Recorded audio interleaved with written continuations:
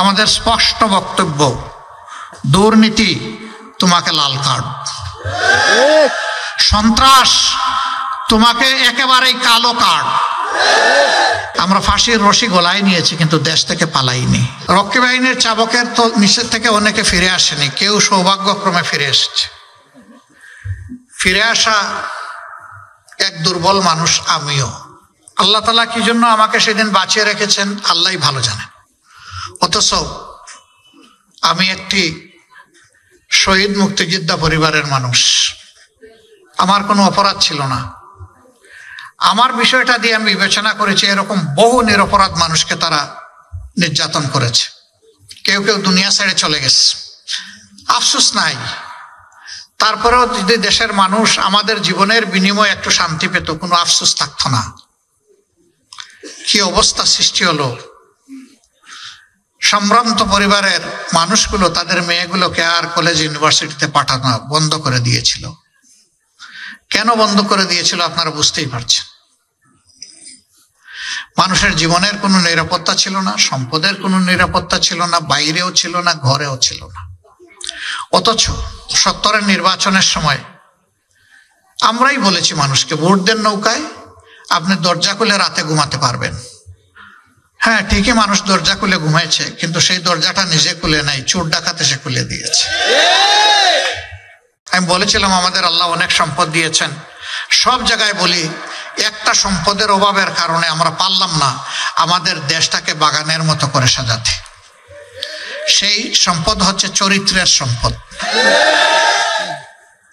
ক্ষমতায় যাওয়ার আগে অনেক রাজনীতিবিদ বলে থাকেন আমি রাজনীতিকে ইবাদত মনে করি, আমি রাজনীতি করি মানব সেবার জন্য, সেবা আমার ধর্ম। হ্যাঁ, উনি মানব সেবা করেন ঠিকই, সবাই শুধু নিজের সেবাটা করেন। তিনিও তো একজন মানব, সেই অর্থে তিনি মানব সেবা করেন। কিন্তু মানব সেবা বলতে যা বোঝায় তা তো দেখি না। গত 15.5 বছর এদেশের মানুষ দারুণ কষ্টের মধ্য দিয়ে অতিবাহিত করেছে, আর আমাদের জন্য পরিবেশটা ছিল আরো একটু কষ্টের। জানেন সবকিছু, আমি এগুলা রিপিট করতে যাচ্ছি না। আমাকে একবার একজন তদন্তকারী কর্মকর্তা রিমান্ডে আমাকে জিজ্ঞেস করছে যে আপনি কি একটু দয়া করে আপনার সর্বশেষ ঠিকানাটা বলবেন। আমি বললাম বলবো, সর্বশেষ ঠিকানা আশা করছি এটা আল্লাহর জান্নাত। কয় না না, দুনিয়ার ঠিকানা। আমি বললাম যে সেইটা কোনটা বলবো। কয় কোনটা বলবেন মানে? বললাম যে আমার তো শত শত ঠিকানা আছে। কয় স্যার আপনি অ্যারেস্ট হয়ে এরকম আমাদের সাথে মৌজ করতে পারেন? বললাম মোটেই আমি মৌজ করছি না। কয় তাইলে কিভাবে বললেন যে শত শত ঠিকানা আছে? আপনি এত ধনী? বলে আপনি কল্পনা করতে পারবেন না আমি তার চেয়ে আল্লাহর মেহেরবানি বেশি ধনী। কয় একটু বুঝিয়ে বলবেন? আমি বললাম অবশ্যই। এই যে আপনারা আর আপনাদের সরকার, আপনাদের কারণে কোনো বাড়িতে 1 রাত, কোনো বাড়িতে 2 রাত, কোনো বাড়িতে 3 রাত, কোনো বাড়িতে 1 সপ্তাহ, কোনো বাড়িতে 2 সপ্তাহ, এইরকম করে কেউই তো আমাদের বছরের পর বছর যাচ্ছে। এখন হিসাব পেয়েছেন যে আমাদের শত শত ঠিকানা কোথায়? এটা শোনার পরে বলে যে আপনার ঠিকানা আমার লাগবে না। বুঝতে পারছে যে এর পরবর্তী ঠিকানা তো শেষটা না, আরো কোনটা হয়ে যাবে। এটা ছিল ভাই আমাদের কন্ডিশন। একটা স্বাধীন দেশে বসবাস করেছি, পরিবারের সদস্যদের মুখ দেখতে পারি নাই একটানা দেশে থাকা অবস্থায় 10.5 মাস। অবশ্য যখন জেলে যেতাম তখন মাসে একবার দেখার সুযোগ পেতাম, তারা আসতো আমাকে দেখতে। কিন্তু জেলের বাইরে যখন থাকতাম এটা হতো না। এখন বলবেন এটা তো আপনার উপর দিয়ে গেছে, তাতে দেশবাসীর কি?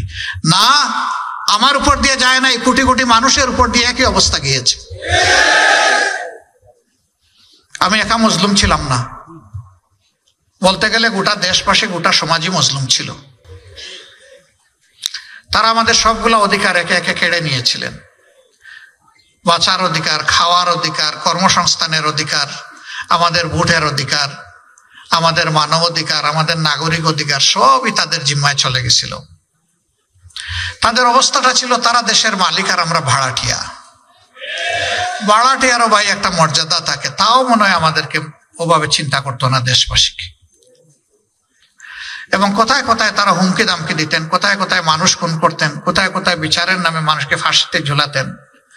তাদের অবস্থাটা এমন হয়ে গিয়েছিল, যারা বলেছিলেন আমরা পালাই না, তারা জানি না এখন কিভাবে কোথায় গেলেন। আমরা কোনোদিন এটা বলি নাই যে আমরা পালাই না, তবে আলহামদুলিল্লাহ রাব্বুল ইজ্জত আমাদেরকে এটুকু মেহেরবানি করেছেন যে আসলেই আমরা পালাইনি। আমরা ফাঁসির রশি গলায় নিয়েছি, কিন্তু দেশ থেকে পালাইনি। আমাদের একজন, তিনি আমেরিকায় ছিলেন স্বাভাবিক কাজে, সেই সময় বন্ধু বান্ধব তাকে নিষেধ করেছে, ডোন্ট কাম ব্যাক। তিনি বলছেন কেন? বলেছে যে আপনাকে ওই রকমই পারসিকিউট করা হবে, অবিচার করা হবে, যেমনটা অবিচার করা হচ্ছে আপনার সিনিয়র লিডারদের সাথে। তিনি বলছেন সিনিয়র লিডাররা যদি আল্লাহর জন্য ধৈর্য ধরে সহ্য করে থাকতে পারেন, আমিও পারবো, আমি আসছি। আদালতে দাঁড়িয়ে আমাকে ফাঁসি দেওয়া হোক, আমার কোনো আপত্তি নাই, আমি